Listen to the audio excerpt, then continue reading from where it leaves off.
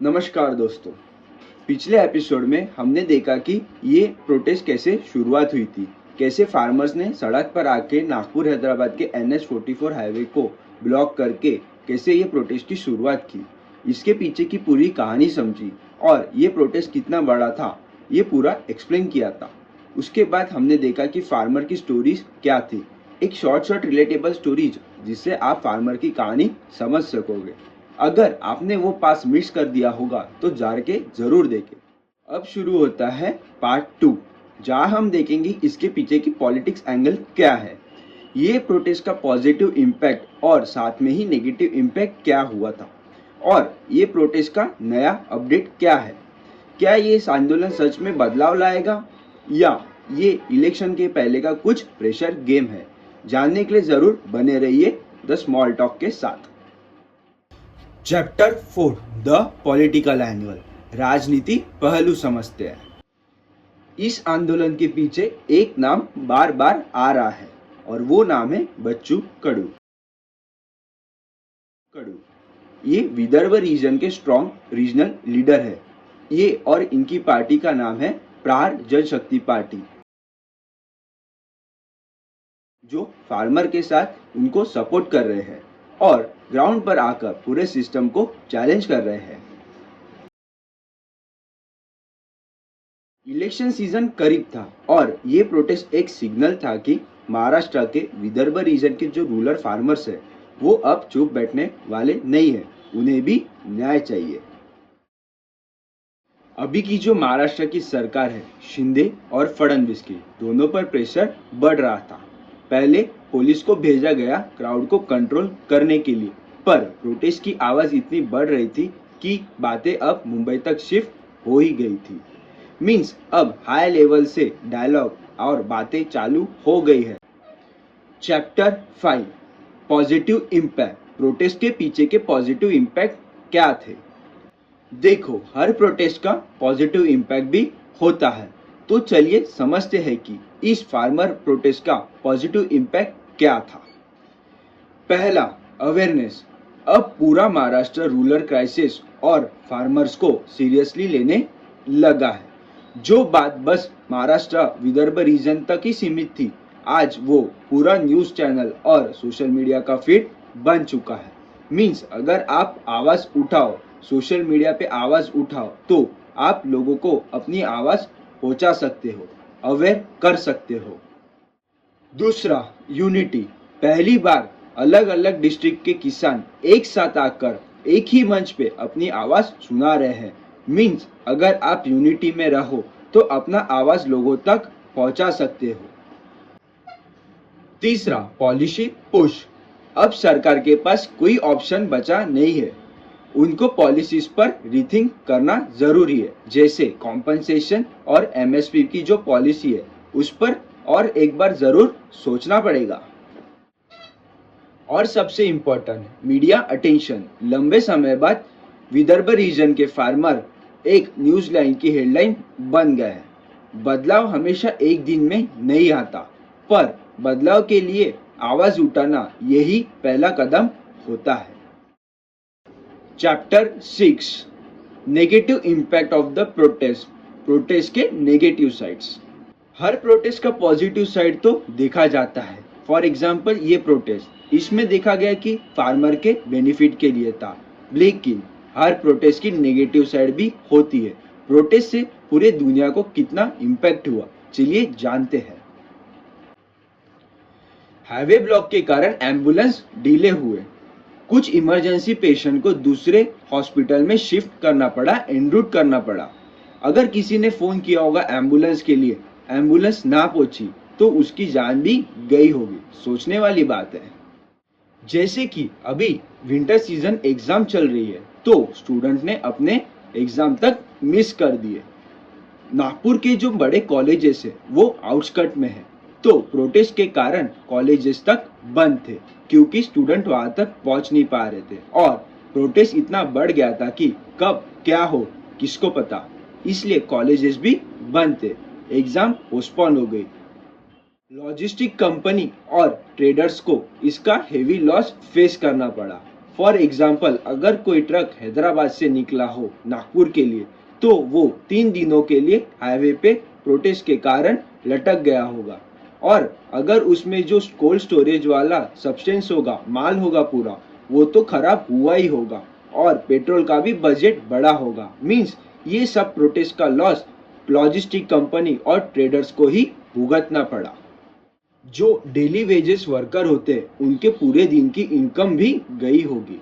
जो private work वाले हैं उनकी किसी की शिफ्ट कैंसिल हुई होगी या किसी की सैलरी भी कट गई होगी। ये सबसे एक चीज समझ आती है कि आवाज उठाना जरूरी है, पर उसका तरीका और टाइमिंग ये दोनों भी मैटर करते हैं। कुछ लोगों का कहना है कि ये बस इलेक्शन के पहले का प्रेशर टैक्टिक था।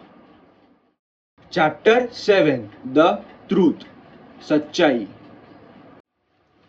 अब एक बात जो हम सब शायद मिस कर रहे हैं, अभी फार्मर का प्रोटेस्ट हुआ, बराबर है। हर न्यूज चैनल पे फार्मर्स के लिए बोला जा रहा है, उनके हक के लिए बोला जा रहा है।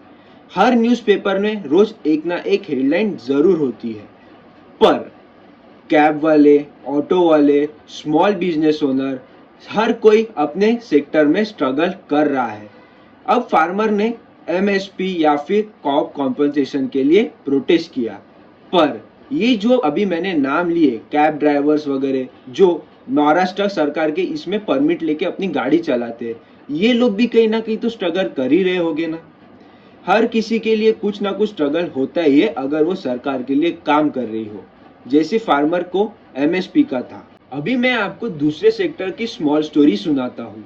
हमने कल के पार्ट में और आज भी समझा कि कैसे फार्मर प्रोटेस्ट करता है सरकार के खिलाफ, किसके लिए, क्रॉप लॉस कॉम्पेंसेशन, कर्जा माफी के लिए, एमएसपी के लिए। तो अभी हम समझते हैं ये कैब ओनर की स्टोरी कि वो कैसे दर्द होता है उसको, या फिर कैसे उसको भी कर्जा लेके, जैसा फार्मर कर्जा लेता है ना, वैसे बाकी सेक्टर वाले भी स्ट्रगल करके या फिर लोन लेके अपना बिजनेस कर रहे होते हैं। अभी हम समझते हैं। एक कैब ओनर होता है जो पहले ड्राइवर था, वो अब मालक बन रहा होता है। तो उसकी कहानी समझो। वो पहले स्मॉल अमाउंट का डाउन पेमेंट करके एक कैब, बाकी का लोन भर के कैब लेता है। चलो ठीक है, कैब लेने के बाद उसको सब टैक्स भरने होते हैं, जैसे ऑल इंडिया परमिट टैक्स। क्योंकि अगर आपको महाराष्ट्र में अगर आपको कैब ड्राइविंग का बिजनेस करना है, महाराष्ट्र या फिर बाकी और स्टेट में भी, तो आपको all India permit, yellow number plate cab होना जरूरी है। अगर आप प्राइवेट लेते हो तो आपको पुलिस हर जगह रोक के आपको पूछताछ करेगी, दिक्कत देगी। तो वो कैब लेने के बाद उसको ऑल इंडिया परमिट का टैक्स, प्रोफेशनल टैक्स, ये टैक्स, फिर रोड टैक्स भरो, मोटर का अलग टैक्स भरो, सब टैक्स भरने के बाद वो काम शुरू करता है। फिर ये सब अभी टैक्स तो भर दिए, ये पूरे जिंदगी भर तो नहीं चलेंगे, इसका भी रिन्यूअल पीरियड आएगा। तब जब उसका रिन्यूअल पीरियड आता है तब उसको भी, जैसे पहले तो उसने लोन लिया ही था, उसके लोन लेने के बाद भी उसको ये सब अभी रिन्यू करना पड़ेगा। तो अगर उसका बिजनेस चला तो वो भर पाएगा, नहीं चला तो उसको और लोन लेना पड़ेगा। जैसे फार्मर का भी लॉस होता है, चलो ठीक है मान लिया फार्मर का भी लॉस हुआ, तो कैब ड्राइवर का भी हर सीजन अच्छा हो ये जरूरी नहीं है। तो उसको ये और रिन्यू करने के लिए लोन लेना हो तो यानी उसके पास 2 लोन हो गए। अगर पहले का भी भरना हो तो वो भी एक लोन हो गया, और अभी ये और ये इसके लिए भी लोन लेना पड़ा। तो समझिए आप, जैसे आपको महाराष्ट्र सरकार के ऊपर फार्मर प्रोटेस्ट के लिए, तो बाकी सेक्टर को भी तो स्ट्रगल करना पड़ता है ना। बाकी सेक्टर वालों को भी महाराष्ट्र सरकार के हिसाब से चलना पड़ता है, टैक्स भरना पड़ता है। अगर आप टैक्स नहीं भरोगे तो आपको चालान आएगा, और इनका चालान कुछ छोटा मोटा अमाउंट नहीं होता है, बड़ा अमाउंट होता है।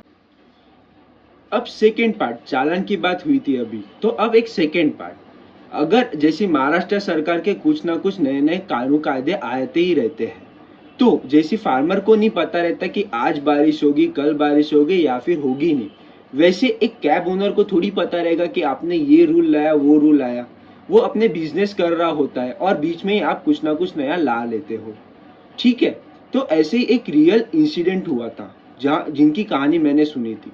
वो कैब ओनर था, ठीक है। कैब ओनर अपने पार्टी को लेके समृद्धि हाईवे से जा रहे थे, तो वहां पे उनको एक पुलिस ने साइड में रोका और पूछा, सब डॉक्यूमेंट्स देखते हैं, ये एक ना एक तो डॉक्यूमेंट आपका निकालेगी, प्रॉब्लम निकालेगी।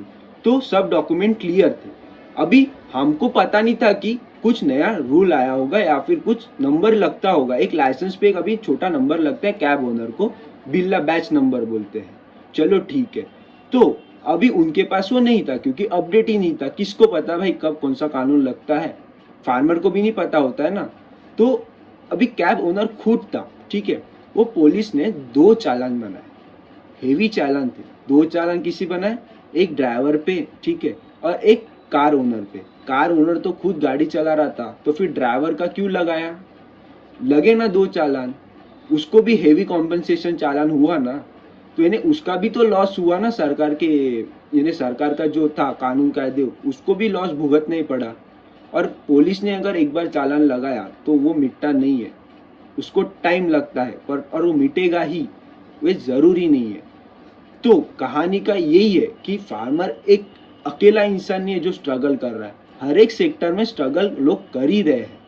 तो सिस्टम का थोड़ा सा सिस्टम चेंज होना चाहिए। जो आप सेक्टर हो सर, अगर हर किसी को मुआवजा और ये सब दे दिया तो सरकार चलेगी कैसे? मीन्स मेरा मानना ऐसा है कि कानून बनाओ पर सबके लिए बनाओ। सिर्फ एक ही सेक्टर या फिर एक ही का कर्ज माफ करके कुछ होने नहीं वाला। बाकी सेक्टर वाले क्या बोलेंगे? फिर बाकी सेक्टर ने क्या करना चाहिए? जैसे अभी मैंने आपको कैब ओनर का बताया, उसको हेवी चालान है, उसको भरना ही पड़ेगा ना, एक एक डॉक्यूमेंट के लिए पैसे देने ही पड़ेंगे ना। उसने भी गाड़ी लेने के लिए कर्जा लिया ना, जैसी फार्मर ने लिया अपने फार्म ट्रैक्टर के लिए कर्जा लिया। जैसे हमने कल एक स्टोरी देखी फार्मर की, पंडरीनाथ जी, अगर आपने नहीं देखा होगा वो पार्ट तो जरूर देखे। तो उन्होंने भी ट्रैक्टर के लिए लोन लिया ना। फिर हर सेक्टर को कुछ ना कुछ करना ही पड़ता है, स्ट्रगल करना ही पड़ता है। तो सवाल ये नहीं कि किस किस सेक्टर का दर्द ज्यादा है, सवाल तो ये है क्या हमारा सरकार जो है, हमारा सिस्टम जो है, वो सिर्फ आवाज जो प्रोटेस्ट करते हैं उनकी बात सुनते हैं और बाकी सेक्टर को इग्नोर करते हैं। जैसी फार्मर अपने प्रोटेस्ट, अपने आवाज के लिए प्रोटेस्ट करने के लिए रास्ते पे उतर आया, तो वैसे क्या हर एक सेक्टर को अपने आवाज के लिए सड़क पर उतरना जरूरी है? ये सोचने वाली बात है। Chapter 8 the latest update. Protest की अभी की अपडेट क्या है? चलिए अभी हम प्रोटेस्ट के लेटेस्ट अपडेट सुनते हैं कि क्या कहना है सरकार का। सरकार ने कहा है कि हमने कमेटी बना दी है जो लोन वेवियर, कर्ज माफी के नॉर्म्स और इम्प्लीमेंटेशन का मॉडल डिसाइड करेगी। सरकार के मुताबिक अभी जो एक कमेटी बनी है वो एक रिपोर्ट बनाएगी और वो रिपोर्ट सबमिट होगी अप्रैल 2026 तक। और ये जो रिपोर्ट का इम्प्लीमेंटेशन होगा ये होगा जून 2026 के अंदर। मीनवाइल बच्चू कडू ने कहा कि हमें अब एक डेट मिल गई है, अभी हम नजर रखेंगे कि हमें जो प्रॉमिस हुआ है वो पूरा हो। मतलब अभी जो हाईवे पर फुल फोर्स प्रोटेस्ट था वो अब नहीं है। सरकार और किसान ने दोनों ने बातचीत का रास्ता चुना है, लेकिन डेडलाइन अभी दूर है, पर एक्शन अभी भी पेंडिंग है। देखो, किसान एक वोट नहीं है, वो सिस्टम का पार्ट भी नहीं है, वो पूरे सिस्टम का दिल है। अगर किसान खेती करेंगे तो हमें खाने को मिलेगा। तो समझिए किसान का इम्पोर्टेंस क्या है। उनका प्रोटेस्ट सही था या फिर गलत, ये तो वक्त ही बताएगा। पर अगर किसान सड़क पर उतर आया है तो उनकी कुछ ना कुछ तो मजबूरी हो गई, उनका दर्द समझना जरूरी है। जब हम ट्रैफिक में फंसते हैं, जैसे कि ये प्रोटेस्ट के ट्रैफिक में लोग फंसकर कंप्लेंट कर रहे होंगे, तो एक बार जरूर सोचना सड़क के उस पार कोई अपनी जिंदगी बचाने के लिए कोशिश कर रहा होगा। क्योंकि फार्मर के लिए ये एक प्रोटेस्ट नहीं था, उनके लिए ये उनकी रोटी, इज्जत और जिंदगी का सवाल था। तो नेक्स्ट टाइम आपको कभी लगे प्रोटेस्ट बस एक न्यूज है, एक न्यूज की हेडलाइन है, पर दिल से सोचना ये किसी के लिए जीने का लास्ट होप भी हो सकता है। किसी का आवाज छोटा लगता है, पर एवरी स्मॉल टॉक काउंट्स। और ऐसी वीडियोस के लिए और ऐसी टॉपिक्स के लिए मेरे चैनल को सब्सक्राइब करें।